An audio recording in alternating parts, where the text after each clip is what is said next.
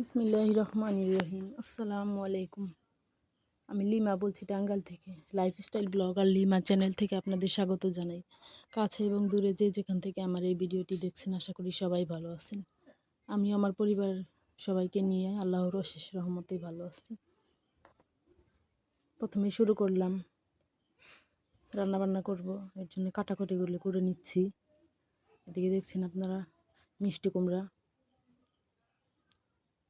আমি মিষ্টি কুমড়াগুলো কেটে নিচ্ছি ভাজি করার জন্য। আজকে দুপুরে হালকা পাতলা রান্না করব, কাজকর্ম করব, তাই নিয়ে একটি ভিডিও। আসলে আমার শরীরটা একটু ভালো না, একটু অসুস্থ, এর জন্য হালকা পাতলা কিছু কাজকর্ম বা রান্না বান্না। এদিকে আমার সবজিগুলো কোটা হয়ে গেছে, ধোয়া সবই হয়ে গেল।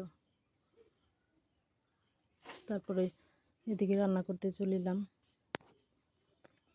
কড়াই বসিয়ে কড়াইতে তেল দিয়ে দিচ্ছি।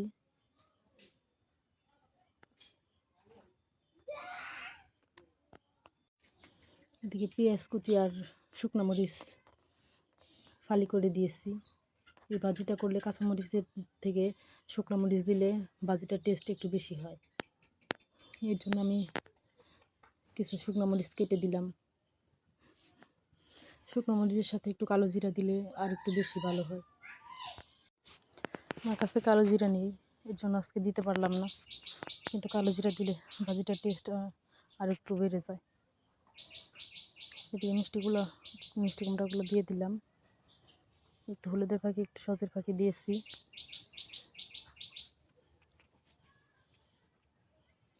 দিয়ে ভাজিগুলো ভেজে নেব।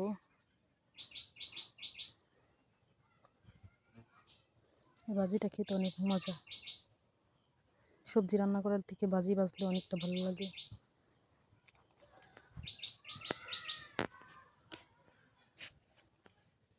এদিকে আমি কিছু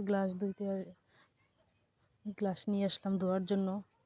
এগুলো আমার শাশুড়ির গ্লাস, আমার মেয়ে আনছে খেলার জন্য, তাই আমি একটু ধুয়ে রেখে দেব, এর জন্য নিয়ে আসলাম।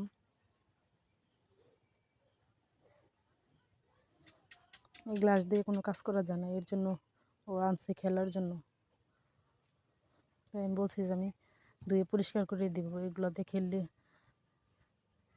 ভাঙলে হাতে কাজ লেগে পড়বে, অনেক পাতলা গ্লাস। এই ধুয়ে পরিষ্কার করে রেখে দিই, যদি মন চায় একটু পানি খেতে পারবে, তাই পরিষ্কার করে মেজে নিলাম।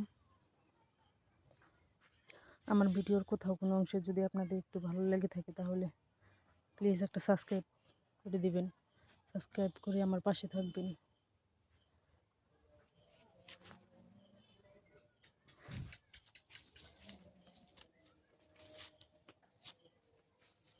এই গ্লাসগুলো আমি ভালো করে ধুয়ে নিলাম।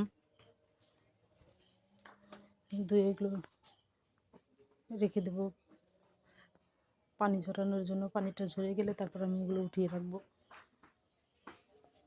কথা বলতে বলতে ভিডিও শেষ পর্যায়ে চলে এলাম। আসসালামু আলাইকুম।